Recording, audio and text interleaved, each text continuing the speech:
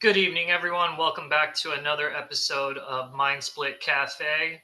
Matt, how's it going this evening? What's going on, Chris? How are you? I'm Welcome doing back, great, guys. man. So today we have a special guest. He's been through a lot and has a lot to offer for us. So I want to introduce Beau Payne. Beau, welcome to the show. I Thank you, can't wait to hear guys. your story and share your Yeah, story, Bo. This man, is what you were sharing off camera is you've lived like 9 lives. It's insane. I'm fortunate to be on life number 9, I think, guys. So I really don't have many more shots left. So it's Yeah. That's why you started to throttle back. You're on the ninth life. yeah, exactly. But life number 9 has been treating me well. So we all got to grow up eventually. That's awesome. Yeah. So where are you joining us from, Bo?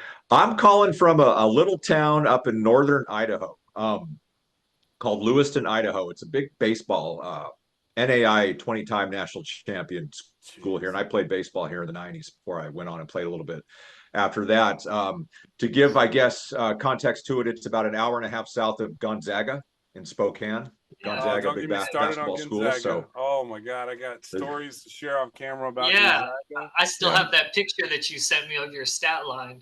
yeah, my Yeah. sister actually started coaching there. That's where she got her coaching start back in 2000 at GU. So I'm a big Zags fan. So yeah. I played against Gonzaga my junior and senior year. My junior year it was a heartbreaker. And then quick story, Yeah.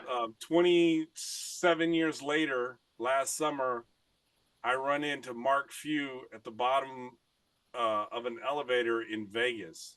Okay. And Mark Few was the assistant at the time that we played against them. My junior year, he was the assistant. Yeah, it would have. Yeah, I remember the head coach. Yeah, and that was the year they went to the Elite Eight. and Casey, they lost to UConn in the Elite Eight. Yeah, Casey Calvary, Mike Cavalry. Santangelo, Yeah, Casey Richie Fromm, or Richie Fromm. Richie Fromm. Yeah. Great guard play. Santangelo, I knew all those guys. Cavalry could jump out of the building. 6'6" guy. That was if you know those guys, then Yeah, know them all. episode. Corey Thanks Violet. for coming on the show, Bo. That was awesome, man. Thanks for coming on the We're show. done. Yeah, we're done. If you're friends with those guys, man, Well, we're done. Like I wouldn't say friends. I'll My see you sister, later, my sister Bo. coached there, man, till like 05, and so I got to know Dick Ow and Rody Turioff and all those guys, and Errol Knight. I walked up to Coach Few and I said, "Hey, Coach, I don't know if you remember me, but I said my name is Matt Palmquist and I played for that 97, 98 Texas Pan American team and he was like, "You guys had us." Huh. You guys had us. He was like, that was the top 5 best games he's ever been a part of in his career. Was it a tournament game or was it in the? Okay. No, they came to us. They were ranked 26 in the country, and lo and behold, we had them down 2 with like 1.1 second left in the game, and our best free throw shooter was on the free throw line to ice it. He missed both free throws. They got the rebound. Santangelo pushed it up. He threw it up to Casey Fromm real fast, right past half court. I'm not Casey Fromm, Ricky Fromm. Yeah, Ricky Fromm. Ricky Fromm threw it up. A Hail Mary type prayer shot from half court. Well, and it went in, and they beat us by 1. Yeah, and Richie Fromm actually went on to play with the Blazers for a handful of years. Yep. It bounced around the league, the Rockets. Yep. That dude could just straight fill it up. So there's no. Yeah. I mean, it's a prayer. No shame in losing to him. What really got it was the next day.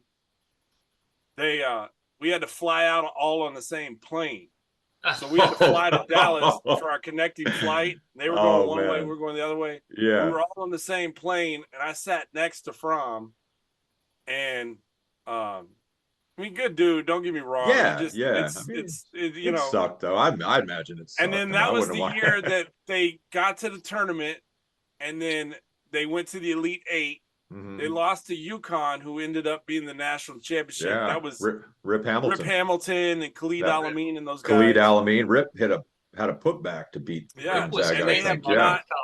Since then, they have not missed the NCAA tournament. They Since that might year. miss it this year. I don't know. Yeah, This is this the year they're worst not team doing they've too had well. in a long time. But Yeah. they've been legit. It bothered. I'll say this real quick before we get into it, guys. But it bothers me when talking heads, pundits will, or not even pundits, they'll say, "Oh, GU's soft," or they're not tournament tested. I'm like, dude, they've been to like 8 consecutive Sweet 16s, like 5 Yeah. Elite Eights, 3 Final We're a basketball Fours, school. 2 final games. I mean, like, come on, like the game against Carolina. And I'm not a big anti-ref guy, blame stuff, but I mean, like, that was like playing 6-on-5 against Carolina in 17. I mean, Yeah. that was insane The how bad they got robbed, the great thing about the thing that's advantage to GU is that they play in the Yeah, West they do. Coast Conference, right? Yeah. And There's no good team you're in playing that against conference. you're playing against USD, because Yeah. I live in San Diego, so they're gonna win that conference every year to get that Mhm. automatic bid, regardless. But they go deep in the tournament though, generally, They and do. and so they for a while they had a, rightfully so, they'd get knocked out in the round of 32, but man, they've made some runs, man, Final Yeah. Fours. And I'm so really happy anyways, for yeah, Coach Few. me He's a too. good dude, It was solid human being. Munson before him was the guy. Yeah, Munson took that. He took that win. Minnesota. Yeah, and he took a bigger Yeah. job. The best job was where he was at. So Yeah, who would have known it? But yeah, anyway, so good. I love anyway, talking to. We can talk forever on this stuff. yeah. So Yeah. so Idaho. I've spent time in Sun Valley and Ketchum, so I'm familiar with Idaho. Yeah, really nice spot. And Beautiful. really cold. Can be cold. I spent time in the summers and the spring, so it was nice. But so kind of besides your love for sports, kind of talk about, you played college you played college baseball, and then you had a little stint at the pros, and then where did it lead you from there? Like, why are you on Mind Split? Boy, well, to get to the root of it, we got to go back before that, and I'll be brief. My childhood was just filled with incredible violence, just straight violence in the household, and I started having severe, suicidal ideations, mental health issues, substance abuse problems ever since I was probably 11 years old. So I was always trying to juxtapose playing baseball and being this athlete and known athlete to this other secret life of drug abuse and violence, and all. You can check every single box of abuse off. And so I had a lot of trouble dealing with that. And so I always turned to drugs and alcohol to cover up a lot of the pain and insecurities that I felt as a child, a teenager, even into adulthood. So when I was 15, excuse me, we were living in Vancouver, British Columbia in Canada. And I moved to Miami, Florida, to go to a big baseball high school, because I was going to get drafted. I was going into my senior year. I was a projected first rounder, maybe early second round at the latest. I mean, I had big billing across the country, all that jazz. It doesn't mean anything to me now, but looking back, I tell my story because there's a lot of guys that have gone through the same stuff I have, and they need to hear this stuff. So I just didn't take anything serious. I had everything handed to me. I was still, by then I was addicted to drugs. Being in Miami, Florida as a 16, 17-year-old cocaine addict in the late 80s was, in hindsight, not the best place. Yes, was in hindsight not the best place for me to be. So I mean, I'll let whoever's I don't listening. mean to laugh. No, you're fine. I get the whole, like, I get the whole, it was how ironic it is, right? It drips in irony. I lived in South Miami, not South Miami Beach, but South Miami of the city, in a little town called Kendall. Excuse me, guys. And I was an hour from Key Largo and half an hour from Miami Beach. 1 second, guys. Sorry, I thought I muted that. Anyways, so I got kicked out of school halfway through, in fall ball. So not in my senior year. I got robbed doing a drug deal. I was buying drugs in a little place called Coconut Grove. And I got robbed and I got in trouble, and just a bunch of nonsense started. We went back and I got kicked out of school. So I lost my draft status. So I had to graduate. I had to graduate high school to be eligible to be drafted. And so back then in 1990, 91, a first rounder was signing bonuses, 200-300 grand right there. So I just, poof, that's gone. Wow. No high school diploma. I'll fast forward real quick. I still don't have a high school diploma. I got my GED from a state penitentiary years later. So I always had, good SAT scores. I was never dumb. I just, was not a good student. At Palms Behavioral Health, we understand the journey to mental wellness. Our dedicated team offers personalized care for adolescents, adults, and seniors. We focus on individualized treatment plans, addressing a wide range of mental health needs.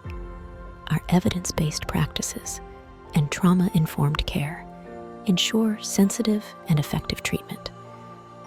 Palms Behavioral Health, healing minds, empowering lives. Contact us today. But was a good athlete, and I used that as a crutch, and I would always fall back on that, and I got a lot of things given to me, as a lot of guys do, and it kind of enabled me, looking back on it. So had to go to the junior college route. So went to a JC, got drafted by the Marlins. Which JC did you go to? Out in California, a school called College of the Siskiyous. California JUCO system, baseball wise, was as good as there is in the country. I mean, it was top notch guys, because it's not baseball. If you go to a D1 school out of high school, you got to wait 3 years before you can sign. Yep. So that's a different than the others. Everything's changed now. Granted, this is 30 years ago, guys. Or I would have, so a lot of guys like myself who had crappy grades but had, potential to be, a big league player or to get drafted, sign, would go the JC route anyways. So playing against all Americans everywhere, guys. I played against just all kinds of, big names and stuff, which I'm not a name dropper type of guy, just guys that I played with, and it was fun and competitive. And but I also carried that drug addiction, mental health issues that I had. I always hated myself. I always felt like I was never any good for anybody. Growing up, I was always told that, I'd go 4 for 5 with 2 doubles, 2 jacks, and I'd strike out my 5th at bat, and I'd have the living crap beat out of me, by my father at age 9 because I embarrassed the family, he'd say, and wow. And I'm sitting here going, wow, okay. And he would, at basketball games, I'd have a crappy first half as a 12-year-old. Bird was my guy. I'm all Boston sports team. So I'd shoot that funky looking jump shot that Bird shot, from the side. And of course I couldn't shoot that. No one could shoot like Bird. And I'd toss up a few bricks in the first half, and I'd just have the living just daylights whooped out of me, and I'm not going to get into the whole graphics of the story, but I just always felt like I was never good enough for anybody. And I was always comparing how horrible I felt about myself inside to how wonderful I thought the world was. And I thought everybody had their stuff together, and everybody, the way they spoke, the way they looked, the way they sounded, the way they acted, interacted with other people, just how perfect it looked. And then I always felt so, well, I hated myself. I just wanted to die. You just felt disconnected from that. Like completely. You felt like you didn't have that. Yeah. Completely. I felt like no comfortability in my own skin whatsoever. Do you think that came? Sorry to interrupt, but do you think that came from the drug use or from the household at home? Or both? It came. No, not from the drug. The drug use may have exacerbated it some, but it came from my abuse started at age 4 or so, and went on to, and then it escalated into really bad sexual abuse when I was a young teenager. No sexual abuse inside of my house. I want to be very clear on that. Yeah.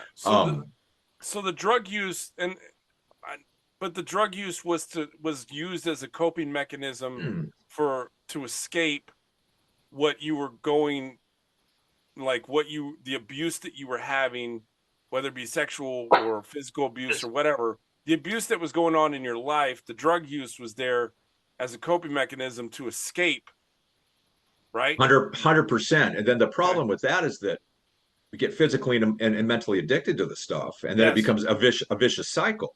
Yes. And then the hamster wheel. The hamster wheel, boom, boom, boom. And so the drugs start wearing off, and then all those feelings of shame and guilt and inadequacy come just raging on, 10 times. Another bump.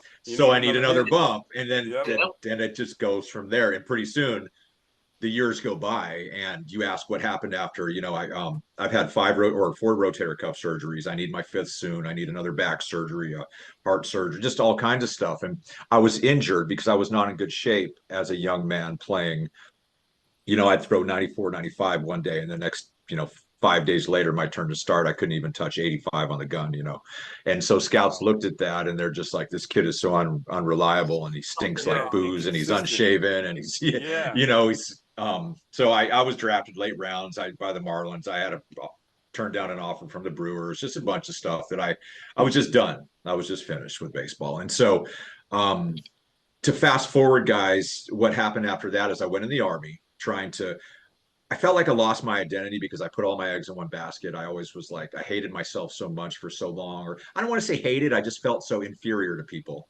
and so insecure. And so my whole life was based in fear.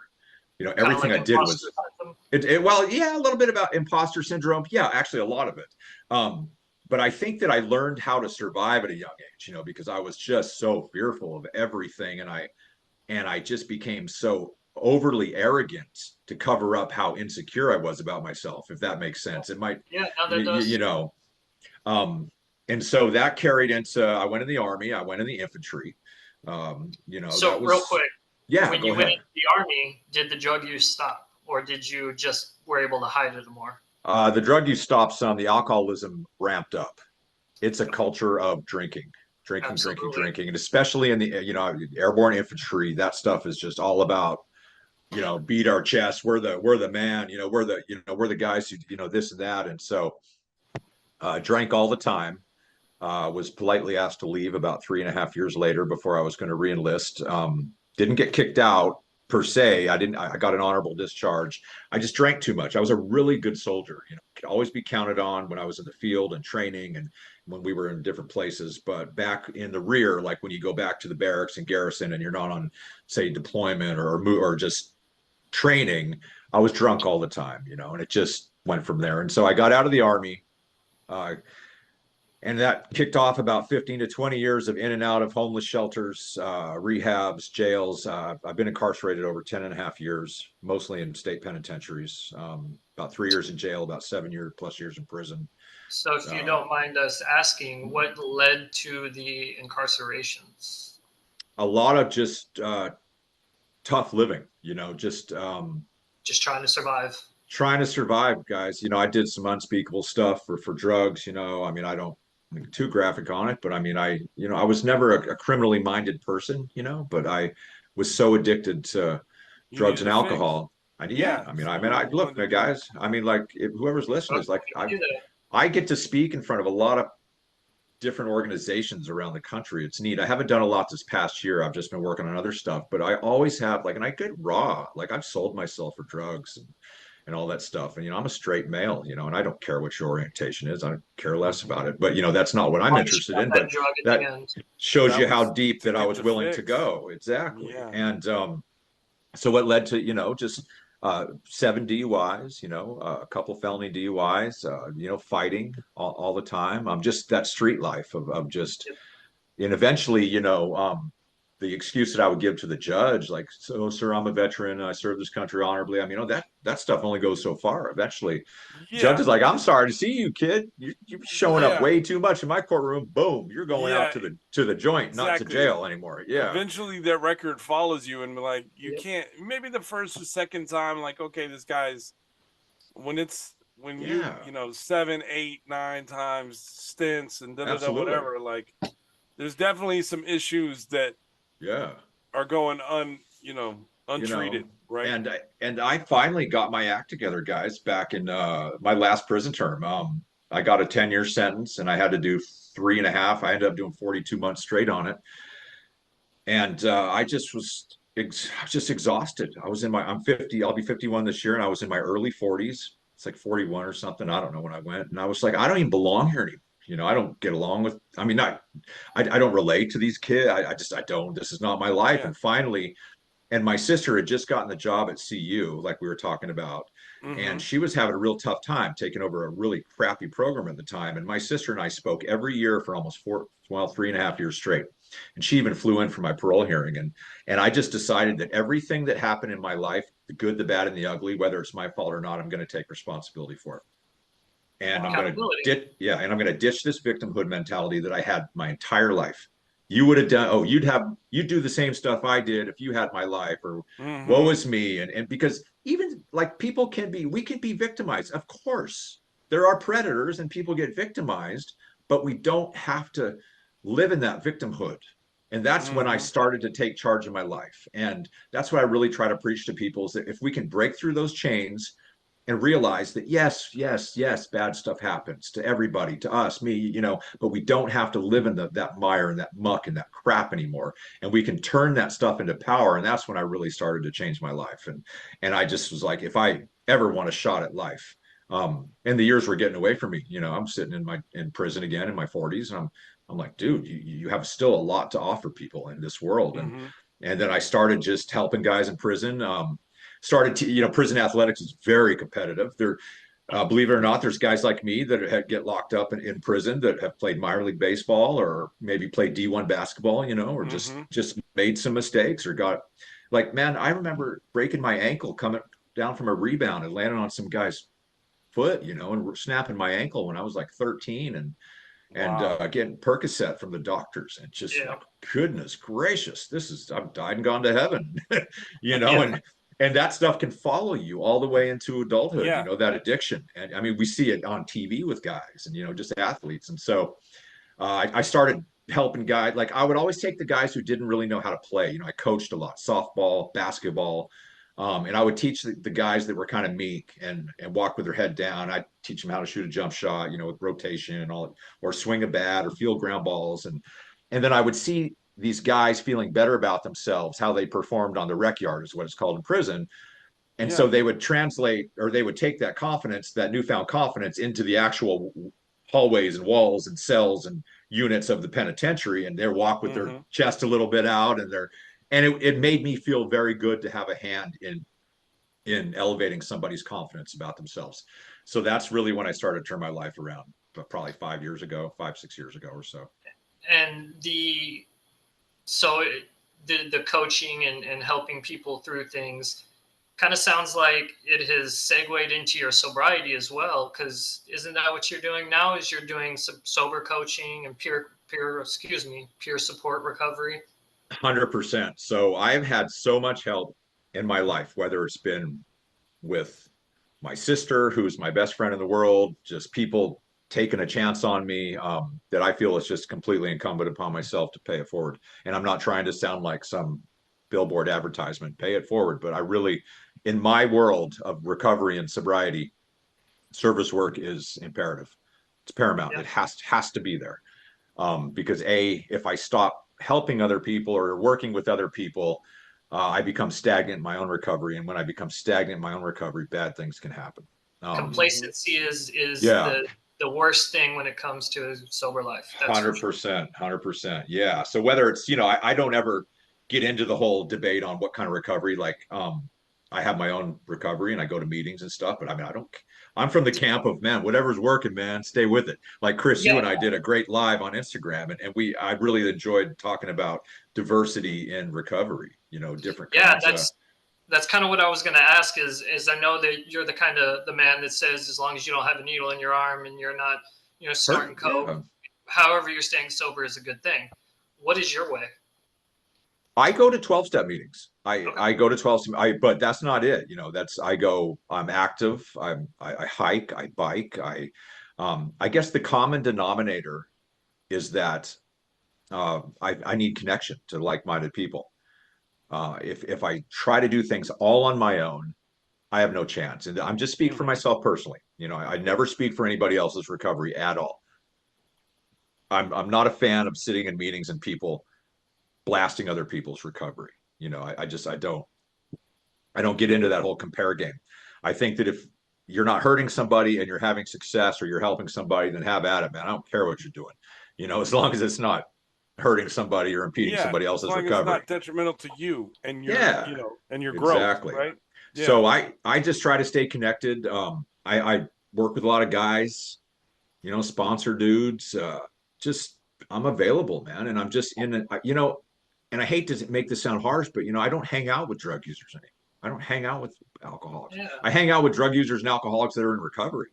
But Mm-hmm. and it's not like I'm saying those people that are still using drugs and drinking are bad people. I'm not saying that because that's not who I am at my core. I just can't. I don't have anything. I just Can't know. be proud. Yeah, it goes back to that. It goes back to that.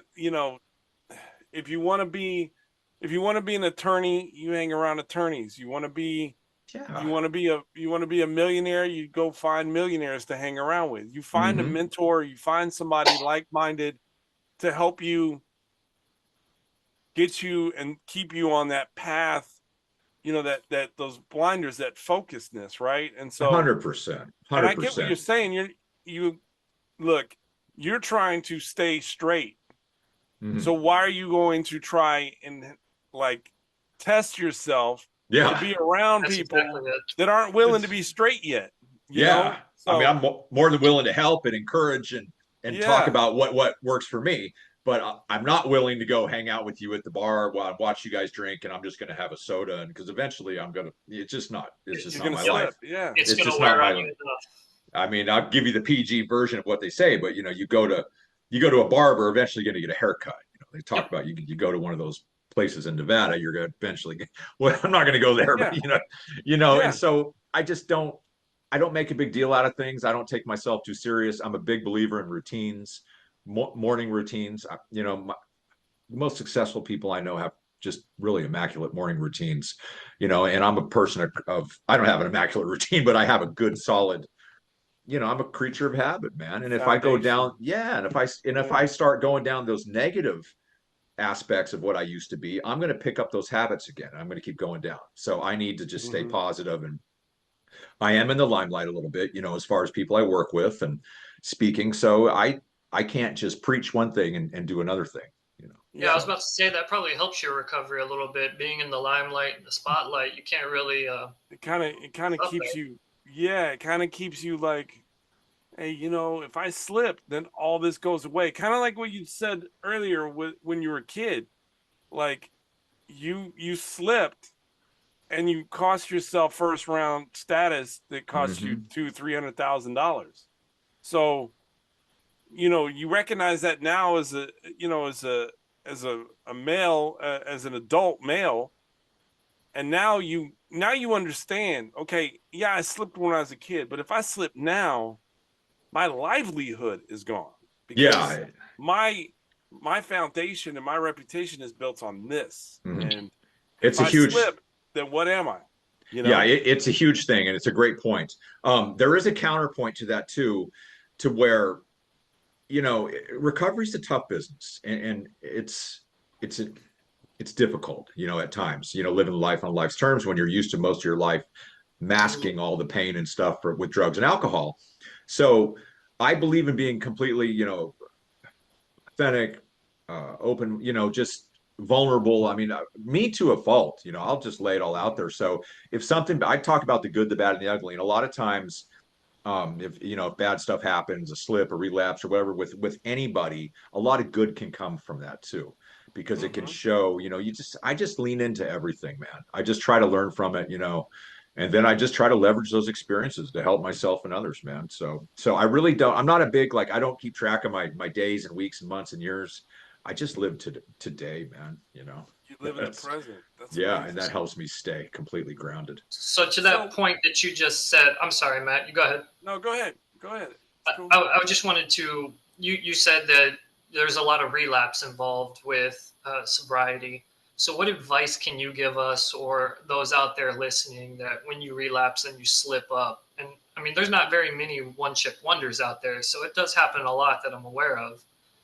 What kind of advice would you give one of your clients? Because I know you're doing sober coaching now. No, it's a fantastic question. So it goes back to that whole guilt and shame thing. I think that people this is, again, my personal philosophy is that people put too much time on length of sobriety as opposed to quality of day by day sobriety. Yeah. I'm all about the quality of sobriety. Like I know guys that are 15, 20 years sober, the most miserable SOBs on planet Earth, and always putting people down and just negative, all the time. They're just mean. Yeah, that's why I choose meal preps to go. They just want to, and you see it on social media all the time. Like my New Year's resolution was not to engage in sports debate on social media. At Palms Behavioral Health, we understand the journey to mental wellness. dedicated team offers personalized care for adolescents, adults, and seniors. We focus on individualized treatment plans, addressing a wide range of mental health needs. Our evidence-based practices and trauma-informed care ensure sensitive and effective treatment. Palms Behavioral Health, healing minds, empowering lives. Contact us today.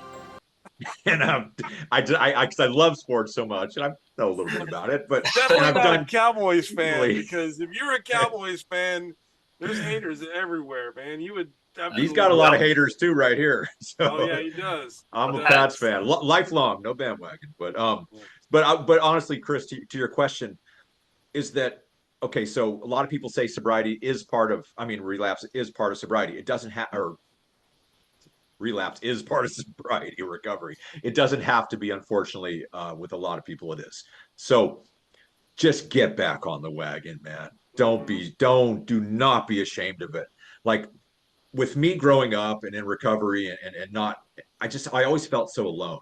I use this analogy like here's the mainland United States, and then there's Hawaii out here, and I always felt like I was Hawaii, all by myself. Like the final piece of the puzzle that doesn't fit into the the other the black 49. Yeah, exactly. Like I'm the one piece, and there's 49 other pieces over here, and they fit perfectly. And it's just, I'd like to.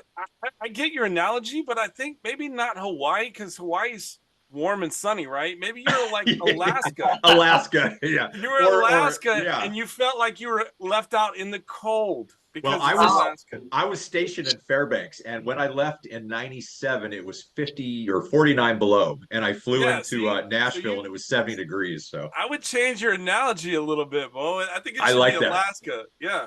I think so. So I'm going to change that. I'm going to give you credit for that too next time I say it. But yeah, it's already trademarked, Bo. My check. Oh man, no, guys, I've just been through a lot, as a lot of us have, and I've learned to be grateful through the good and the bad, like because I can find lessons in everything, and it wasn't always the case, but I'm seriously grateful for everything, the good and the bad and the ugly, because I call it a little thing called just flipping the script on things. Like if I see something bad or I'm uncomfortable with it, I'm like, okay, let's just stop. Let's reevaluate this and try to look at this through a different pair of glasses or a different lens, and see if I can find something different perspective on things. And I always can. Even if it's a really terrible situation, I can find something good or some silver lining to head down that road. And I've learned to do that over the years. I've gotten really good at it. And so to speak to that point, I don't take myself real serious. I take my recovery serious, and I take, things like that. So I would just tell people that if they've relapsed, hey, it's not the end of the world. You're not the first person who's done it. You sure as heck ain't going to be the last person who's going to do it. So let's talk about it. Let's process it.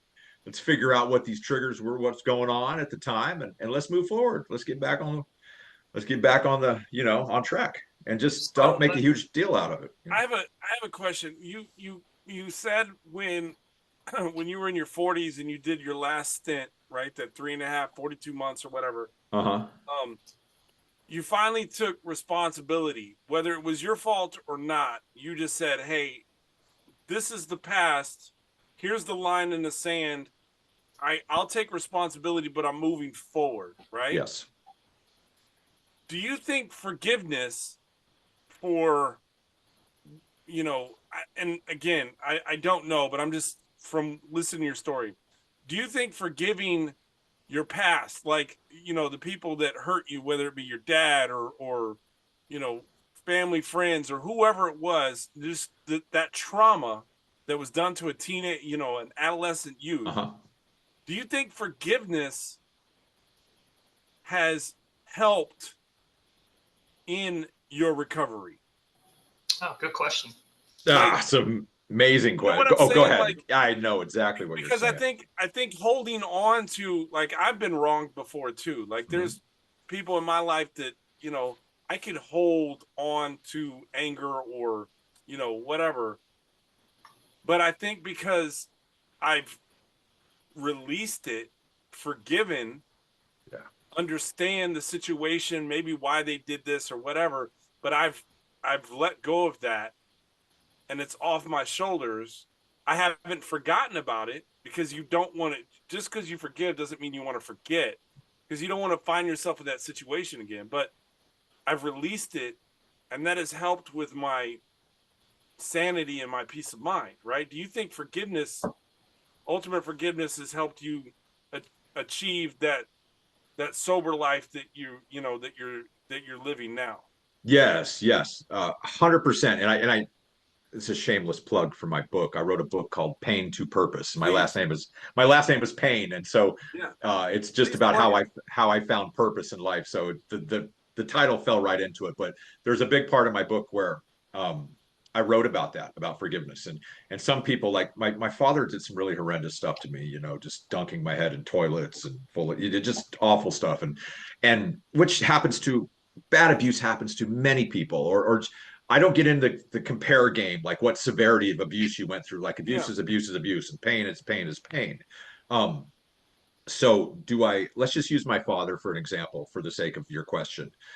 Do I like him? No. do I do I think about him? Not really. Do I forgive him? Yes. For the sake of, I can't go around being pissed off at people, Yeah. because when I'm angry at people, I am balled up, and when I have resentments at people, whether they're justified or not, I'm in the helping business, and the people business is my career, and I am no good to people when I am sitting here being angry at other people. And so, to your point, Matt, you kind of answered my question for me, just the way that you answered yourself, or talked about it. I think it plays a huge, huge part in my recovery. Doesn't mean I have to forget, or, Of course or not. of course not. I mean, there's a part in my program in the literature, we won't regret the past, nor will we shut the door on it. But I don't have to regret it, but I don't have to shut the door on it either, because I can remember it, what happened. But I don't have to walk around fist balled up, Yeah. inside, crazy, angry, Carrying on that weight. carrying that Yes. weight on your shoulders, that is real. Stress is real, and anger is real, and resentment is real, and that's a slippery slope for somebody like me to go down. So I become ambivalent towards a lot of people that have caused me hurt in the past. I've forgiven. Don't really forget. It's hard to forget that stuff, but it's not a part of my life anymore. I've just forgiven and moved on. Now, is your father still alive? Yes, yeah. I don't even know where he lives. Well, that answers my question. I was Yeah. like, I was, you know, I was Yeah. your about to- sister, did your sister get the same type of abuse, or was it just kind of focused? You were the focus of his Yeah. tactics and his abuse. So my father was a Vietnam vet. We're all proud of, I'm proud of his service. He was a combat veteran, injured, and all this stuff. But it started really early, like when my sister was born, I was 4 years old. And in the waiting or the delivery room, my father just announced to everybody that he's leaving. We're in just outside of Memphis, Tennessee is where we're all from. And my mom's like, "What do you mean you're leaving?" And he's like, "Well, I don't want to be a part of this family anymore." and and wow. and his rationale for this is, I've seen women in rice paddies in Vietnam squat down and blank out babies. Why should I stick around for this? And it's pretty insane. Wow. And my mom's, while she's delivering my little sister at the time, is like, because it's your child, and so he left to Dallas that single day that my sister was born. And that started off to give you an example of how toxic my family was growing up. But yeah, so I just don't really have anything to do with the guy. I haven't seen him in 17 years. I don't care about him. I think he lives in Lake Oswego, to be honest with you, Portland. But I don't know. I don't care. I don't, Oh, to answer your question, sorry, I forgot. My sister, no, she was, and my sister, I think my sister's my best friend, and Yeah. I feel for her, because I think she shoulders a lot of guilt over her not having. She was a golden child. She was a great college basketball player. Went to Portugal, did her ACL, MCL, PCL all at one shot. Oh my God. And this is like 2000, so they had no. It's like nowadays guys come back from ACLs and all that stuff quick. But so she was done. So her college coach is now at University of Oregon. Kelly Graves called her and said, "Hey, come be a grad assistant at Gonzaga," and that started her career. And now she's a top, she's a big time coach. So, but no, she didn't go through any of that stuff. Just me. And I think my father lived vicariously through me. I understand dads wanting to their children, especially because I was a talented athlete, wanting to be good, but the stuff that he did was so far over the top that it was just insane. And it just the physical stuff. I got used to the physical stuff, but the mental and the emotional, the verbal stuff, like always being told you're no good. I'll tell you a real quick story. Like he always used to say, "You embarrassed me in front of all these people," and I'm thinking like, say I had a bad first half, like I was telling you, shooting, playing hoops, and he's like, "All these people are looking at you like you're." I'm like, "What do you mean? This isn't like Boston Garden. There's like 7 people in the stands, and two of them are janitors. Yeah, and two of them are toddlers. And exactly, man. Hot Wheels. Exactly. And he would do the same thing with baseball, and I'm like, "This ain't Fenway Park, Jack." There's like 10 parents in the stands. Who are all these people? He was so dramatic, and it just nobody likes him. Nobody cares for him at all. He just is. Well, I'm sorry. I'm really sorry. To hear that you went through that as a child, as a parent, and as a father whose son was really good in high school, got a scholarship to play college ball, still playing college ball. Has my son not played well at times? Yeah. Yeah, I think we all have not played well. Have I been disappointed in his effort? Yeah. But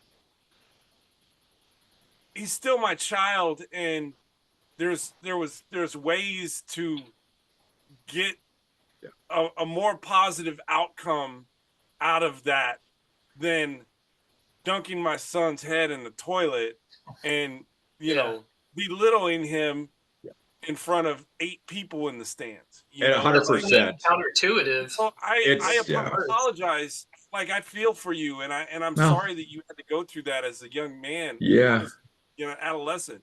I appreciate it. It's never fair to you. It wasn't. No, it wasn't. You're right, and I appreciate that, and I appreciate your insight on that, Matt. And I know, Chris, you're thinking the same thing. And his excuse was always like, "Oh, I had a rough childhood, and I went to Vietnam." But I'm sorry, that excuse doesn't fly. I've broken generational chains in my life. I'm a father to my son and my daughter, and my daughter's coming to get me, and we're going up to see my sister play in Pullman at Wazoo. She's flying in, see you, and I'm sorry, I went through 10 times what my father did. I don't treat my children like that. You don't treat your children like that. Does dad treat him like that? Not really, no. He just my father's dramatic. He's melodramatic and everything is, but he uses it as an excuse. And I'm sorry, it doesn't fly. We are in control of our actions. It just not fly to me. That's like when someone uses the excuse, like you're just talking to them and they just blow up on you. And then, 10 minutes later, they're like, "Oh, I'm sorry. I've just been having a bad day." Yeah. It's not an excuse to treat people like that. Bad day, but don't take it out on me. I had nothing to do with your bad day. Nothing to do with it. Or if you do make a mistake, then just own up and say, "Hey, man, I'm really sorry for that. And it won't happen again." We're human. We make mistakes, but Matt and both of y'all, I agree wholeheartedly. It's just so I don't care for the dude. I don't like him, dislike him. He's just not a part of my life. Indifferent at this point. Indifferent completely. And I've forgiven him. Yeah. Well, that's great. Beau, thank you so much for being on the show. Like, your insight, your story, I just find inspiring. Absolutely. Thank you. What you went through.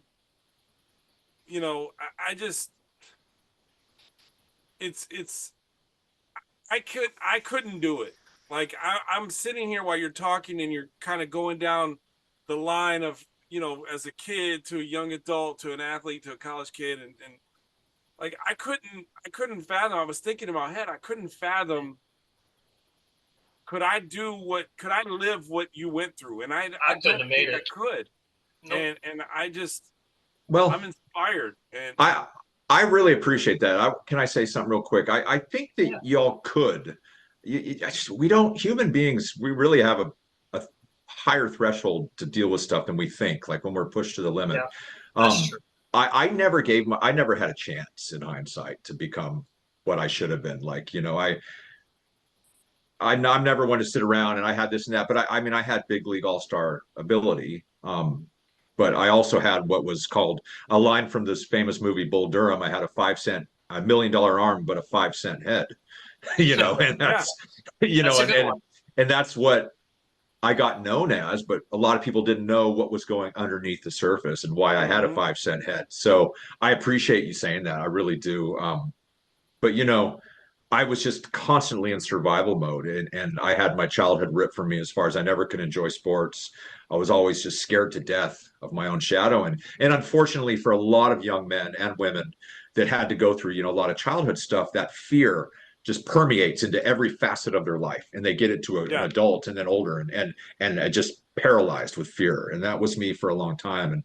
And I'm not like that anymore. But so I try to let people know they're not alone.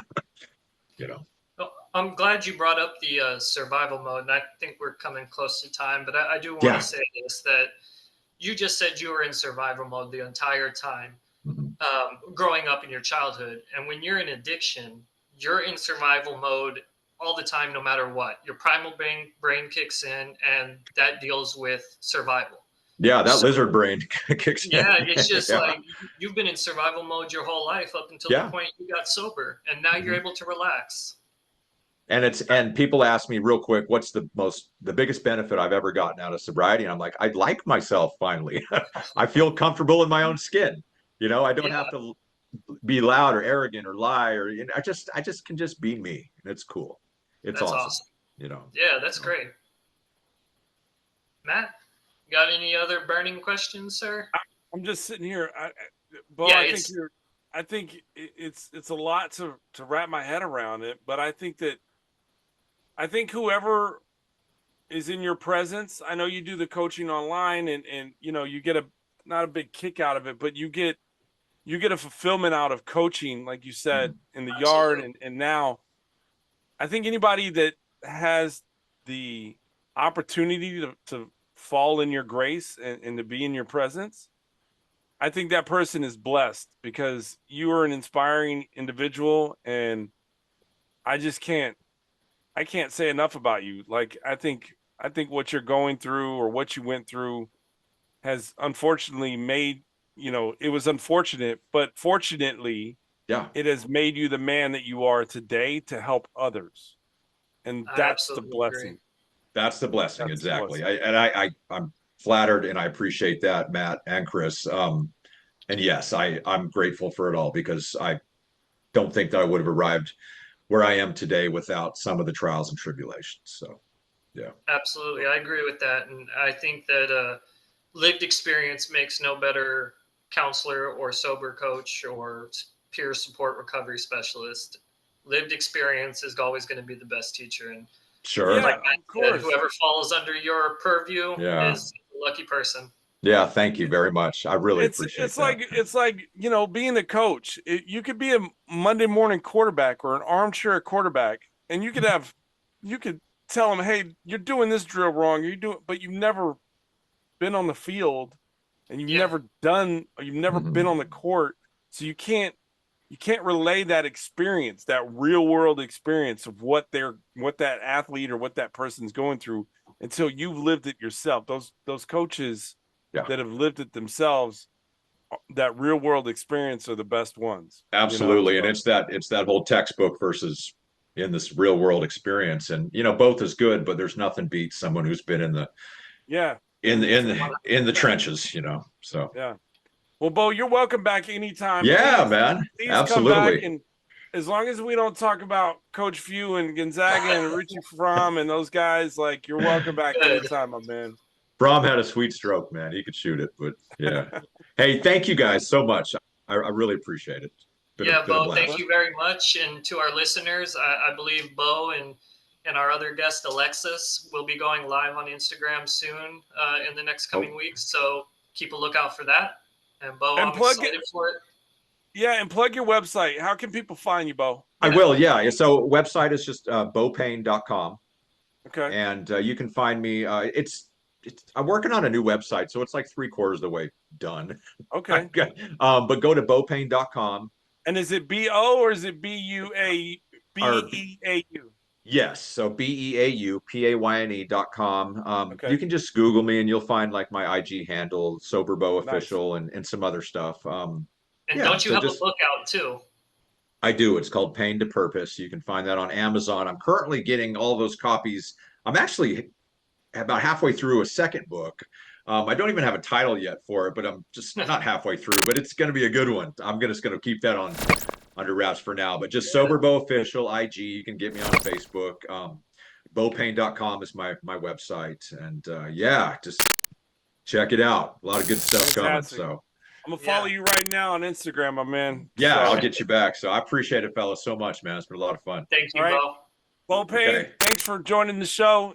Till next week, guys. Take care. Thanks.